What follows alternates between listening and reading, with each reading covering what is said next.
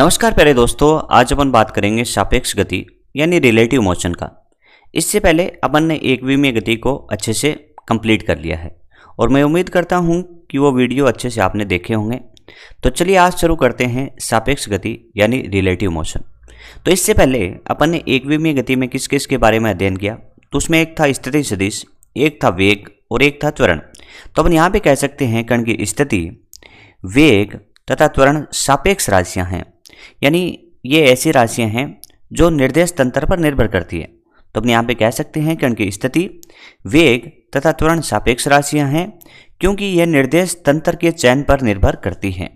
ठीक है, ये बात आपको समझ में आ गई होगी। अब यहाँ पे देखिए अपन बात करते हैं कि ए का बी के सापेक्ष स्थिति सदिश, ए का बी के सापेक्ष स्थिति सदिश, इसको कैसे लिखेंगे? तो अपन कह सकते हैं position vector of A with respect to B, यानी इसको अपन क्या बोलेंगे कि ए का बी के सापेक्ष स्थिति सदिश, और इसको अपन लिख देंगे आर ए वेक्टर माइनस में आर बी वेक्टर। तो ध्यान रखिएगा, जिसके सापेक्ष लिखे ना, जिसके सापेक्ष लिखें उसे माइनस में लिखेंगे।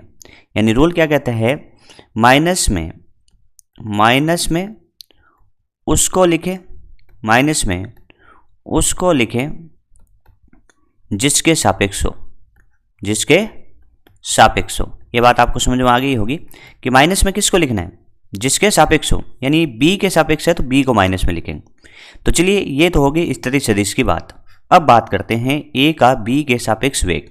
क्या बोला कि velocity of A with respect to B, यानी ए का बी के सापेक्ष वेग, और इसको अपन लिख देंगे कि वेलोसिटी ऑफ ए माइनस में वेलोसिटी ऑफ बी, यानी माइनस में कौन सा लिखा, जिसके सापेक्ष। अब इसका उल्टा लिखते हैं कि b का a के सापेक्ष वेग। क्या कर रहा है कि velocity of b with respect to a, यानी b का a के सापेक्ष वेग। तो इसको कैसे लिखेंगे कि velocity of b minus velocity of a। क्या इस तरीके से लिख पाएंगे? तो इस तरीके से अपन कह सकते हैं vba हो गया। अब देखिए यहाँ पे जो va लिखा है, vb लिखा है, ये क्या है? तो अपन कह सकते हैं va जो है ना, a का धरातल के सापेक्ष वेग है, और vb क्या है, b का धरातल के सापेक्ष वेग है। ठीक है, ये हो गई आपके वेग की बात। अब बारी आती है त्वरण की। तो यहाँ पे अपन लिख रहे हैं a का b के सापेक्ष त्वरण। तो कैसे लिखेंगे? Acceleration of a with respect to b। क्या लिख रहे हैं? Acceleration of a with respect to b, यानी a का b के सापेक्ष त्वरण। तो अपन कहेंगे, पहले लिखेंगे a का त्वरण, ए का त्वरण किसके सापेक्ष, धरातल के सापेक्ष, माइनस में लिख देंगे बी का त्वरण किसके सापेक्ष, धरातल के सापेक्ष। तो इस तरीके से आपको लिखना आना चाहिए कि जो भी बोले उसको किस तरीके से लिखा जाता है। तो जिसके सापेक्ष हो उसको किस में लिखेंगे, माइनस में। हाँ, तो अब पढ़ लेते हैं सापेक्ष गति को एकविमीय गति के लिए। तो काफ़ी आसान होता है एकविमीय गति के लिए। क्यों? क्योंकि इसमें अपन क्या कह सकते हैं, आई कैप और जे कैप की जरूरत नहीं पड़ती, केवल प्लस और माइनस से ही काम चल जाता है।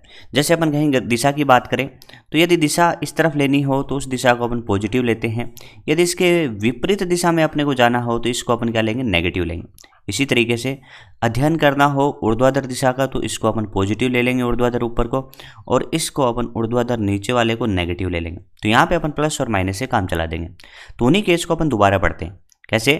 अपने को बोला गया है यदि दो कण एक समान दिशा में गतिशील हो। पहला केस क्या है कि दोनों कण एक ही समान दिशा या एक ही दिशा में गतिशील हो। यहाँ पे अपन दो कणों की बात कर रहे हैं।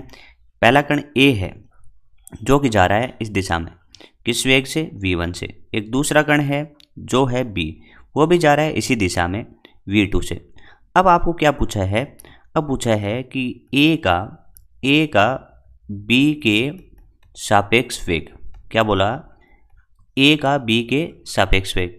तो किसके सापेक्ष है? b के सापेक्ष। तो यहाँ पे कैसे लिखा जाएगा, सूत्र लिख लेते हैं पहले जो अपन ने अभी सीखा कि velocity of a with respect to b, तो va vector minus vb vector. अब रख दीजिए मान। तो अपन कह सकते हैं, देखिए ये है a का वेग धनात्मक दिशा में है तो v1 लिख देंगे, माइनस उत्तर का है और यहाँ पे लिख देंगे v2। तो यहाँ पे कह सकते हैं कि जब दो कण सामान्य दिशा में गतिशील हो तो उनका अंतर होगा। क्या होगा? अंतर होगा। लेकिन ये ध्यान रखें, घटाना किसको किस में से? तो बोला बाद में उसको लिखेंगे या बाद में माइनस के साथ उसको लिखेंगे जिसके सापेक्ष हो। तो यहाँ पे किसके सापेक्ष है? बी के सापेक्ष, इसलिए बाद में बी वाला लिखा गया। समझ में आया थोड़ा? दूसरा केस देखते हैं, यदि दो कण एक दूसरे के विपरीत दिशा में गतिशील हो। तो यहाँ पे अपन बात करते हैं कि कण जो ए है वो ऐसे जा रहा है किस वेग से, v1 से। एक दूसरा कण है b जो आ रहा है इसकी तरफ v2 से। तो क्या एक दूसरे की विपरीत दिशा हुई, तो अपन कह सकते हैं विपरीत दिशा हुई। अभी भी अपने को क्या करना है, वही पता करना है a का b के सापेक्ष वेग, a का b के सापेक्ष वेग। तो इसको लिख दो जल्दी से। तो सूत्र जानते ही हैं अपन कि velocity of a with respect to b va vector minus pb vector. ये सूत्र तो हमेशा ऐसे रहेगा, ये तो अपना एक फॉर्मूला है जो फिक्स होता है। अब देखिए मान रखते हैं तो अपन कहेंगे va लिखो, va देखिए धनात्मक दिशा में है तो v1 डायरेक्ट लिख देंगे, माइनस किसका, सूत्र का। लेकिन v2 किस में है, ऋणात्मक में, तो माइनस ऑफ v2। ये माइनस क्या है, दिशा की वजह से। तो इसका उत्तर भाई क्या आएगा, v1 प्लस v2। तो यहाँ पे क्या हो गया, तो यहाँ पे अपन कह सकते हैं योग हो गया।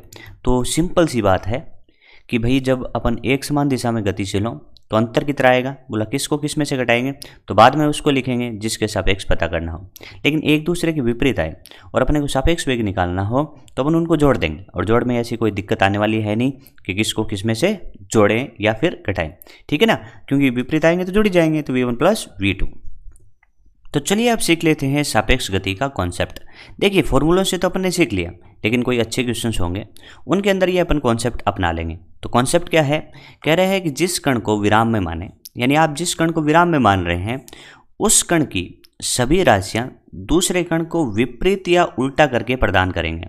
तो क्या बोला है कि जिस कण को भी आप विराम में मानो ना, उसकी जो भी राशियां, जैसे उसका वेग हुआ या फिर त्वरण हुआ, वो क्या करिए, उल्टा करके यानी विपरीत दिशा में दूसरे कण को प्रदान कर दें। बोला कैसे करेंगे, तो आइए सीखते हैं। अपने यहाँ पे जो कॉन्सेप्ट यूज कर रहे हैं वो यूज कर रहे हैं 2 के सापेक्ष, यानी कण 1 का 2 के सापेक्ष। ऐसे लिख सकता हूँ मैं, कण 1 का 2 के सापेक्ष अध्ययन हो रहा है यहाँ पे। तो कैसे करेंगे देखिए, अपने यहाँ पे कह सकते हैं जैसे एक कण, 1 नंबर कण ऐसे जा रहा है v1 से, एक दूसरा कण जा रहा है इसी दिशा में यानी समान दिशा में अध्ययन कर रहे हैं 2 नंबर कण v2 से। अब देखिए इसका अध्ययन करने के लिए अपन 2 नंबर को क्या मान लेंगे, इसको अपन विराम में मान लेंगे या विराम में मान लेंगे, विराम में मान लेंगे। तो विराम में माना मतलब इसके जो भी वेग होंगे वो क्या कर देंगे, इस कण को प्रदान करेंगे। तो अब ये क्वेश्चन किस में बदल गया वो देख लेते हैं। तो अब कह सकते हैं देखिए कण 1 ही चलेगा केवल, ये v1 अपनी चाल से, ये v2 जो है ना 2 नंबर का कण, इसको मिलेगा लेकिन किस दिशा में, विपरीत दिशा में। तो ये मिलेगा इसको इस तरीके से। और ये दूसरा कण है वो किस में आ जाएगा, अब विराम में आ जाएगा। दूसरा कण किस में आ जाएगा, विराम में। तो केवल कितने चल रहे हैं, तो अपन कह रहे हैं कि ये अध्ययन करना काफ़ी सिंपल हो गया। और अपन कह सकते हैं कि कण 1 ही चल रहा है इसमें, और वो कितने से चल रहा है, तो अपन कह सकते हैं v1 माइनस v2 या फिर v2 माइनस v1, वो डिपेंड करेगा अपने को क्या पूछा है। लेकिन अपन यहाँ पे कह रहे हैं क्या दिया है, किसके सापेक्ष अध्ययन करना है, 2 के सापेक्ष। तो अपन कहेंगे 1 का 2 के सापेक्ष वेग निकालें तो पहला माइनस दूसरा, क्योंकि एक ही दिशा में गतिशील है। इससे भी ऐसा आया और सूत्र से भी ऐसा आया। अब आगे देखते हैं आगे क्या दिया कि यदि 2 कण एक दूसरे के विपरीत दिशा में गतिशील हो, यानी 2 कण हैं जो एक दूसरे के विपरीत दिशा में गतिशील है, तब क्या करेंगे। देखो अब हम कह रहे हैं कि देखिए एक कण ऐसे है जो v1 से जा रहा है, एक दूसरा कण है जो कि v2 से जा रहा है, और एक दूसरे के विपरीत हैं। अपन इसको किस में मान लें, विराम में माने। इसको क्या माने, विराम में माने। तो इसको विराम में मानेंगे तो होगा क्या, देखो इसको विराम में मानेंगे तो इसकी सभी राशियां इसको चली जाएंगी। तो अब अपना क्वेश्चन किस में बदला, अपना क्वेश्चन बदला इसमें कि v1 से पहले अपने चाल से जा रहा था, अब इसको v2 भी मिल जाएगी क्योंकि उल्टी दिशा में ऐसे, और ये 2 नंबर किस में रहेगा, विराम में।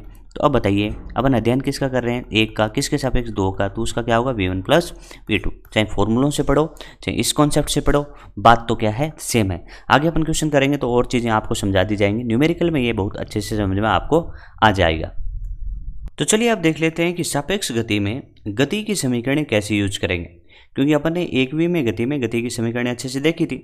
जिस तरीके से अपन पहली गति की समीकरण की बात करें तो v बराबर u प्लस at होगा, उसी समीकरण को अपन ने सापेक्ष गति में यूज करें तो यहाँ पे अपन यूज कर रहे हैं रिलेटिव शब्द, यानी रिलेटिव मतलब सापेक्ष। तो अपन यहाँ पे कह सकते हैं कि v रिलेटिव बराबर u relative plus a relative into T. यहाँ पे देखिए समय सापेक्ष नहीं है, अपन यहाँ पे कह रहे हैं वेग और त्वरण अपन सापेक्ष की तरह लेंगे, और ये जो अपने को स्थिति यानी विस्थापन भी दिया है इसको भी सापेक्ष लिखेंगे समय को छोड़ के। तो इस तरीके से अपन क्या लिखेंगे, v रिलेटिव बराबर में u relative plus a relative into T. इसमें आप एक नियम समझिए कि जब अपन गति की समीकरण लगाते हैं तो उसमें रूल होता है कि आप जब एक राशि जिसके सापेक्ष लिख चुके हो ना, तो बाकी राशियां भी उसी के सापेक्ष लिखना चाहिए।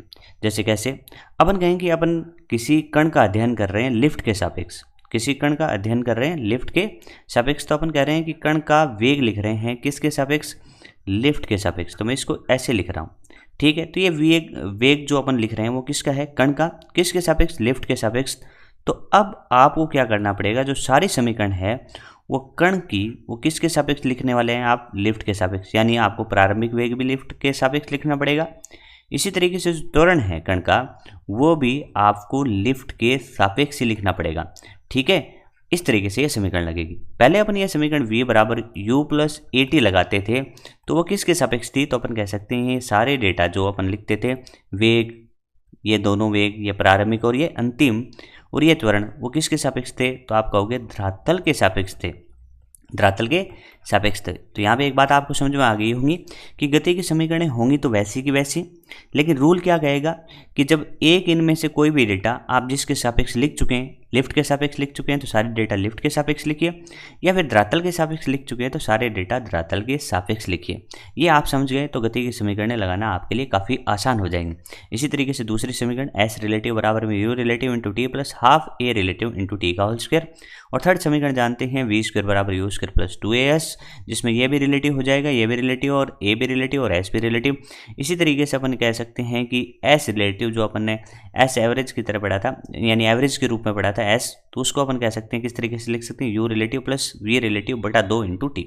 इसको अपन ने अच्छे से देखा था क्योंकि एस बराबर में वी एवरेज और इंटू टी अपन ने वहाँ पे पढ़ा था 1D में। तो इस सारी की सारी समीकरणें ऐसे लग सकती हैं, बस ये है कि आप जिसके सापेक्ष लिख चुके हैं तो सारे डेटा उसी के सापेक्ष लिखें, ये थोड़ा सा ध्यान दें। यदि ये वीडियो आपको अच्छा लग रहा है तो इसको लाइक करें, शेयर करें और सब्सक्राइब करें चैनल को।